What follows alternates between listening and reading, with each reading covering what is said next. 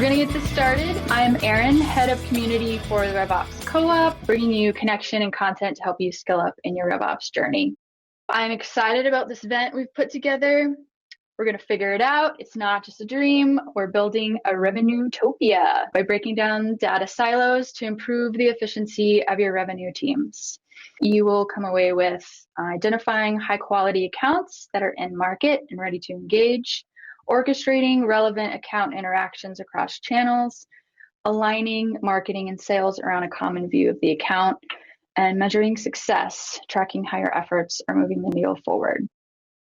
So with us today and handing out these golden nuggets are RevOps Co-op community partners from Demandbase and by proxy Inside View, which are now one and the same. Jackie Palmer, who is still coming in, is the VP of Product Marketing at Demandbase, and Adam Perry, successfully in, is the VP of Customer Experience at Inside View. Thank you so much for joining us today, Adam, and hopefully Jackie soon.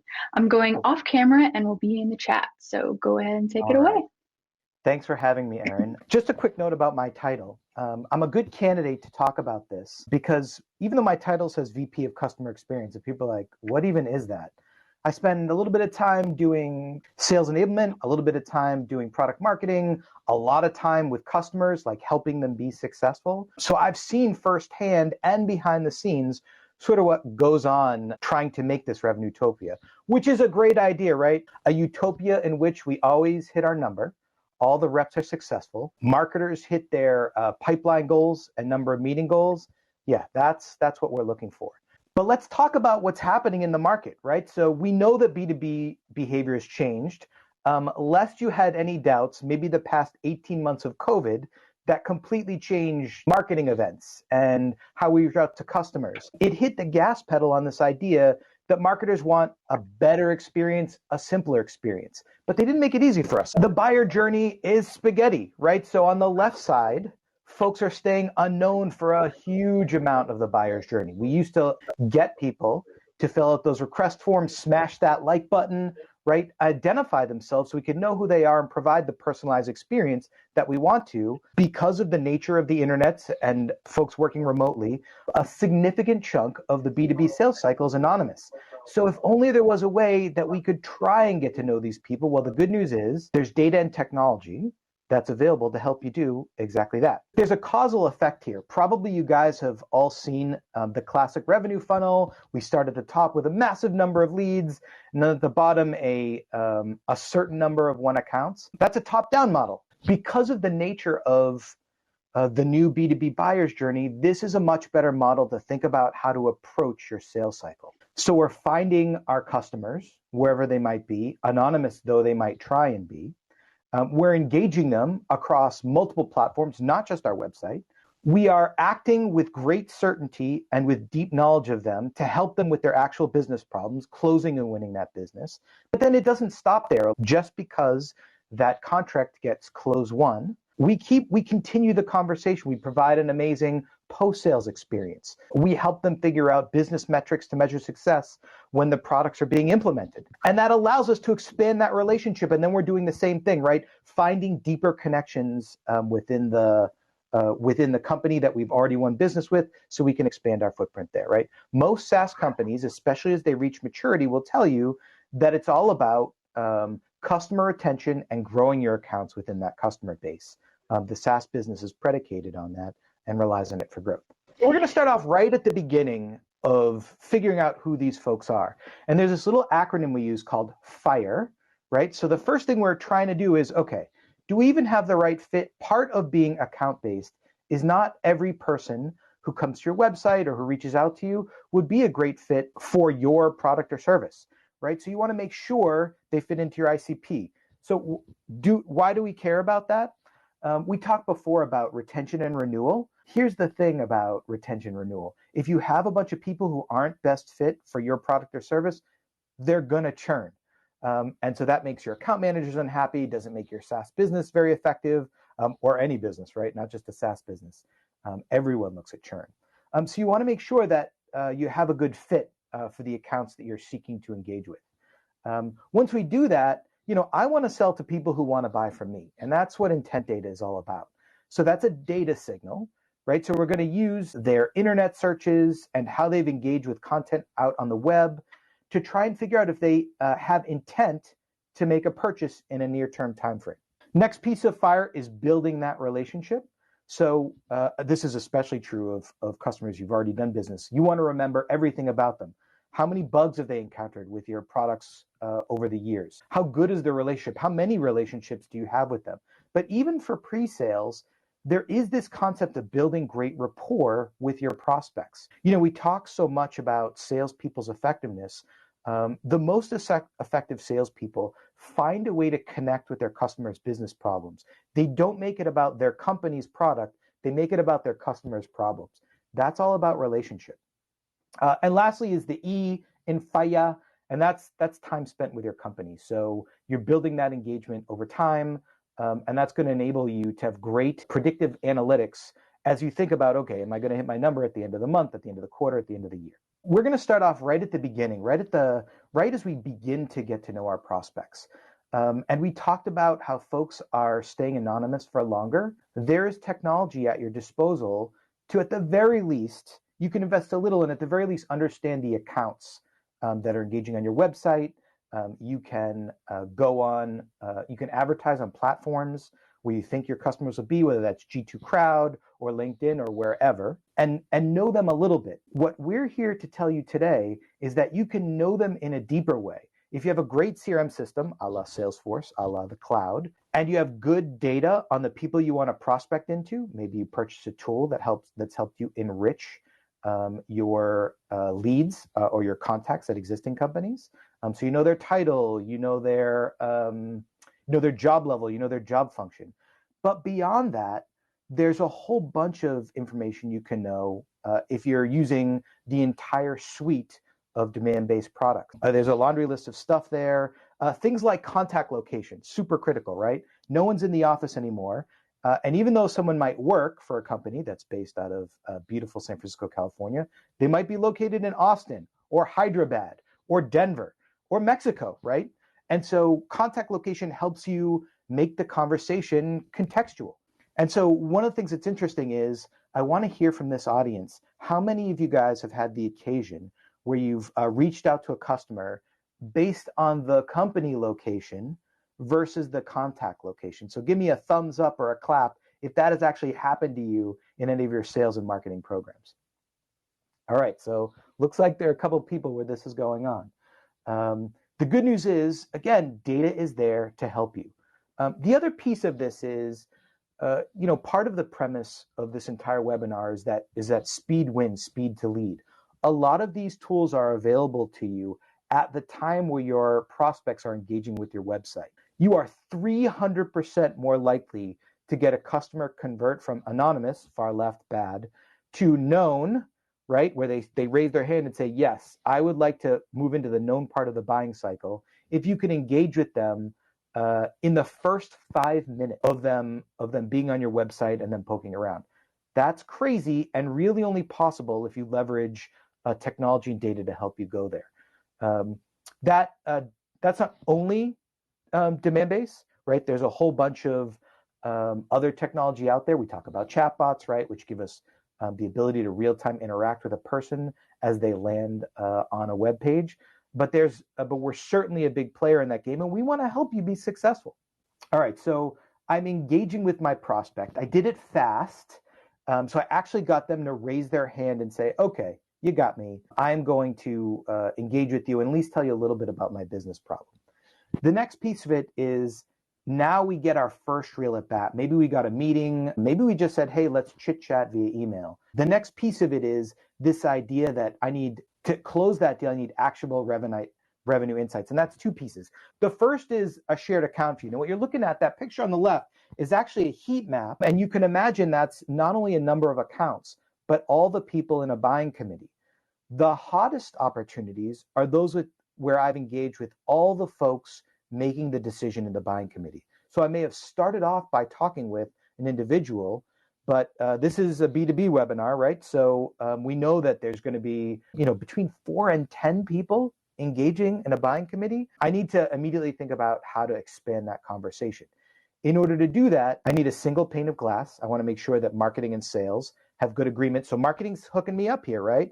They are already begun to reach out to other people in that buying committee, even though I, the salesperson, maybe I'm an SDR, maybe I'm an AE, have begun engaging with someone who's self-identified. So it never stops. On the right side, I want to know what's going on with this person. I want to know everything about their business. So I need to understand if the company's had a layoff, if they've just hired a new executive. What do executives love to do when they join a company?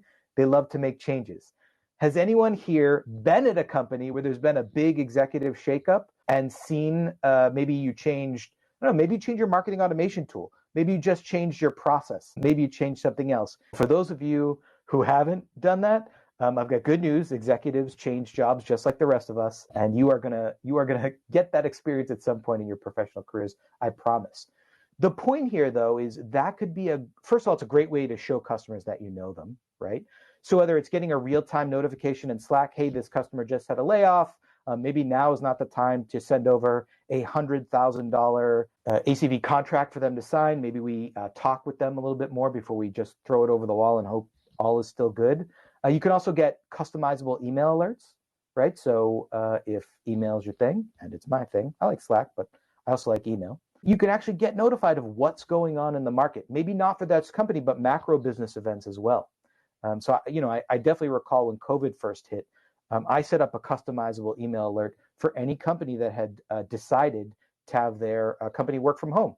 So I set up a quick email alert, and then every time one of my customers was working from home, ping, I got a ping. Great way to start a conversation. Let's finish off that close, right? So we do want that single pane of glass. We do want that alerts, but we're also using data insights and connections to actually push the deals across the finish line.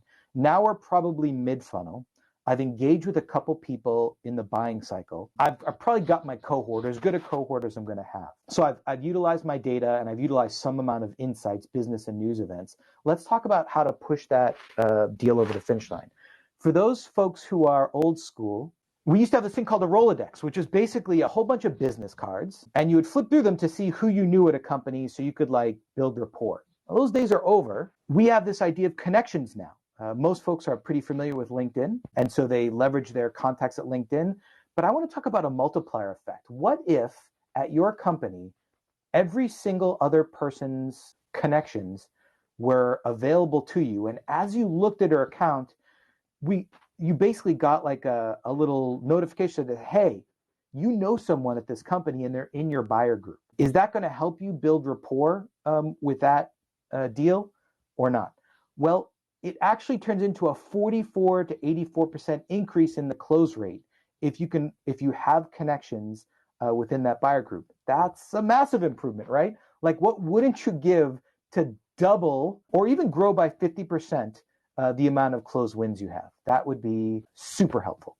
So we close our business. Now the real work begins, right? We want to make that customer happy, because happy customers stay with us year after year, and customers that I have good rapport with view me as a partner, not a vendor. There's nothing worse than for someone to say, hey, we're doing a vendor evaluation, and you see like a whole list of your worst nightmares in terms of competitors in your space. It's going to happen for sure. Still hurts a little bit. Like I have feelings too, but I can tell you that happy customers do this less, and they want to partner up with you. Like, look, the deeper you understand your customer's pain, the more insulated you're going to be versus a competitor coming in. How do we figure out how to expand and identify cross-sell opportunities? The first piece is, okay, just like we cared about our prospects coming onto our website and engaging with our content, I want to begin to look at that account and track my site engagement on my website and maybe even other places with folks in the buying committee and outside the buying committee. I suddenly have an extremely profound interest in what's going on with that company as they engage with content on my website, especially if I see engagement on stuff that they don't already own, right? So not all content is created equal. If they're just, looking at existing content that for products they already have, okay, that's good. Might be signaling that they want a little more training, might be signaling that they have some how-to questions, great opportunity for CSMs to get engaged. But if they're looking at net new stuff, okay, Now we're talking about cross-sell and upsell opportunities, and I like that as well. I also want to set up predictive models. So people say, okay, like how do I even begin to set up predictive models? My advice to you is to start super simple, right? Just take, I don't know, the top 10 cross-sells that you had in the past half year and look at the indicators that those customers showed before they made a purchase. Maybe it's just a bunch of extra questions that they asked. Maybe you notice them engaging with a little more content or doing a couple more downloads. Maybe they were just coming up against some hard-coded limits with your existing set of products, and literally build a model in your CRM or your market automation that assigns a point-based or grade-based value to those behaviors. So for instance, some of our products are sold credit-based, right? So you have X amount of credits. As you use up your credits, we literally will push that credit number, that credit limit number, into our CRM. Salesforce looks at it and says, okay, they're using up their stuff. It's happening a lot earlier than their contract renewal date, so they may be a good candidate to buy more credits. You don't try and boil the ocean. Like not everyone is a data scientist genius. And so you can use that predictive model and then refine it, add to it. There are always executives who will give you their opinion on ways to improve your predictive model. Listen to them. They're super smart, most of them.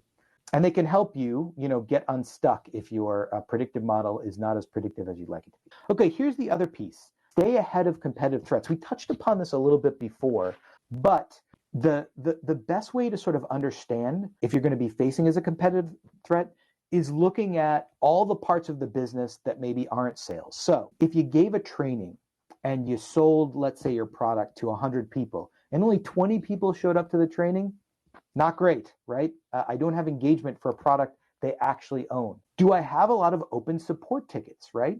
Often you might want to push your product organization into helping customers resolve issues or concerns they have with your product or service quickly. Like, look, bugs happen. I'm in the software business. Bugs are going to happen. I don't care whether you're selling tractors, right? Tractors are going to break down at some point. It's the nature of the beast, right? What's important is how you handle and manage those post-sales events that occur to provide a great customer experience.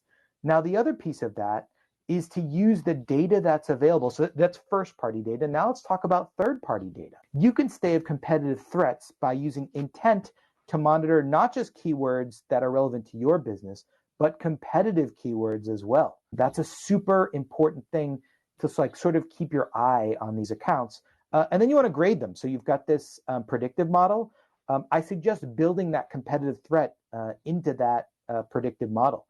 So if you see they are searching for your competitor's name a bunch, maybe they're not as an A+ of an expansion opportunity as you might have thought. And then the last thing is personalize, right?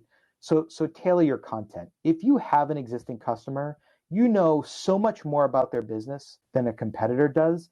You want to use that to your advantage. So maybe your company doesn't do verticalized industry content. Not all companies do. But I would certainly look at marketing content that's intended to go out to existing customers. Maybe they've handed your SDR team a template.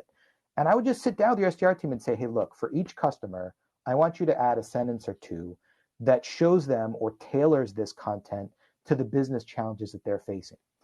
And if your SDR team is not sure, right, which happens, right? Some of our SDRs maybe aren't the most experienced sellers. That's okay. Partner with someone who is more senior and help them tailor your content so that you do get that, that sort of deep personalized touch. And this can actually be done at scale, right? We compartmentalize our customers and slice and dice them all the time. Sometimes it's by the products they own, right? That's a great way to personalize content. Sometimes it's by the industry they're in, so a couple sentences about what's going on in their industry to show them that you know them. And there's a host of other ways to show them you know them as well. I've talked at a high level. I want to talk to you about what you can do back at the office. So the first thing is you're going to get a copy of this slide. Go look over FIRE and check out how you can apply that methodology. Like if you don't have a great process for figuring out who to target for your accounts or how to engage, use that as a way to sort of build something out of nothing, build process where there isn't one. The second piece, and this is a piece where you should begin your vendor evaluation. You have the best first-party data. about your customers and your prospects, no question about it. But you should begin to look at third-party data providers that are going to help you figure out who your best customers are. For instance, maybe you don't know what industries your customers are in because you don't have a data provider that can tell you. Maybe you don't know contact location for all the contacts that you're reaching out to or adding to marketing campaigns. We agree, right, by a show of love and thumbs up that that's super important.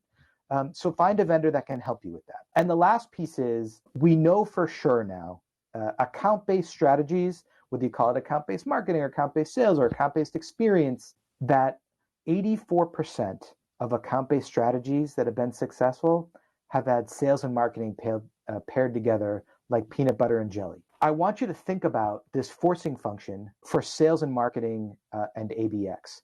And if you haven't heard of ABX, you can ask a question in the chat like, hey, what's the difference between ABX and account-based marketing? I don't understand. And we'd be happy to answer those questions. But what I want to drive home is, back at the office, if you're in marketing and you're not like in a constant weekly or monthly cadence with your sales team, it's going to be a bad time. So we used to call our sales and marketing meeting Smarketing because we're kitschy like that. But think about, if you're a leader, think about putting together a regular cadence with your friends across the aisle. If you are a practitioner, a doer, as we like to say, just ask your manager, like, hey, how come we're not meeting with our friends over in sales or over in marketing pretty regularly? I think the last time we had a deep conversation with them was the last time we did an account list for them. And that was like a quarter ago. How's it going? Like, what's happening there? So if you don't already have that, begin to push those into place. If you haven't heard of ABX before, I got good news for you. We wrote a book, and it's here for you. You can have it. If you want deep advice, so we did a quick webinar. It's 30 minutes. We obviously can't go super deep. There's this 250-page book called The Complete and Clear Guide to Account-Based Experience. It answers some of those questions like, hey, how is account-based marketing different from account-based experience? Spoiler alert, account-based marketing only contains the marketing department in its name. But there's more to it than that. Please click on the link, get a copy of it. We want everyone to read it. There's a number of events where John Miller, our CMO, will be talking about the Clear and Complete Guide to Account-Based Experience. I want to now open the floor up to questions and hear your thoughts about account-based strategies, or really anything we've talked about today. Of course, someone is going to ask, what's the difference between ABX and ABM? Okay, so I'll start at the beginning. So account-based marketing kicked off, I'm going to say 15, 20 years ago. So it's been around for a hot minute. And the idea behind account-based is, instead of looking at the traditional revenue funnel, where it's, I need X number of leads to have X number of meetings, to have X number of pipeline, to have X number of revenue. So more is better, right? So obviously more leads leads to more revenue. What if we flip that on its head, right? And started off with an account-centric strategy. The problem with account-based marketing was it stayed within the realm of marketing. So it was on marketing to try and help define the account list and why it was important. Then later, we moved into, okay, well, what if we called it account-based selling? Marketers started to adopt sales-like metrics to see if they were successful. So not number of leads, but pipeline. Okay, we're moving in the right direction. Account-based experience is the logical conclusion to the idea that really we're trying to optimize for customer experience and revenue. I think account-based experience is the understanding, not just that account-based strategy includes sales and marketing, but that it is a strategy, right? That it involves all the folks in the company. You have to align around it, create an experience for your customers that shows them that you know them. The whole point of account-based is that we're willing to spend and indulge more time and effort and money on a smaller number of accounts because it's a better experience for the customer, and it is more likely to result in won deals versus a whole bunch of people that we could sell and market to who really aren't great fits for us, maybe not even in market. Okay, so next question comes from Juan, who says, okay, if we did have a Smarketing alignment meeting, who should be there? Great question. Boy, if it's just the ops folks, you really missed the mark. So I would say demand gen 100% wants to be there. Customer success 100% wants to be there. If you have account managers, that is a post-sales team whose job it is to renew the business, and that is not also the CSMs, the customer success team, they should be there. The sales team should be there. Some folks will have actually marketing meetings by sales segment. So I have an enterprise marketing meeting. I have a small business marketing meeting. And then once a quarter, I get everyone together. This sort of depends on how complex your business is, Juan. So if you're an enterprise class company and you've got 5,000 employees, it really isn't practical to get the entire sales and marketing team together. So think about teams of, I would say, 5 to 20, no more than 20, no less than 5, that represent an efficient group that can talk about your account-based practice and make sure there's alignment. And then who's ever representing your marketing and ops cohort and your sales cohort can go back to their larger constituents and sort of, share the knowledge that was had there and build the same understanding. Because really, these meetings are really about just getting everyone to row in the same direction. Now, if you're a smaller, more scrappy company, things change faster. So guess what that means? You have to meet more often. So I don't know how many nerds we have in the office, but maybe you guys have heard of this idea of agile development, right? Which is let's not have one release a year and, it takes a long time to build, and let's have, lots of releases within the year. And as soon as something is kind of ready, we'll release it. Well, think about a smaller sales team as being more agile, right? And maybe you have like an every other weekly stand-up where the marketing team talks about, okay, well, what are the things going on in marketing? Like what impacts have we had to the live campaigns that are going on now? And sales says, hey, here was an actual handoff that occurred that went well. Here's a real example of account-based strategy in action. And here's what worked for me. Here's an example of where it didn't. Customer came on the site and they raised their hand to be talked to. No SDR picked up the ball and that customer got bored and left. They waited for 120 seconds and no one ever reached out to them.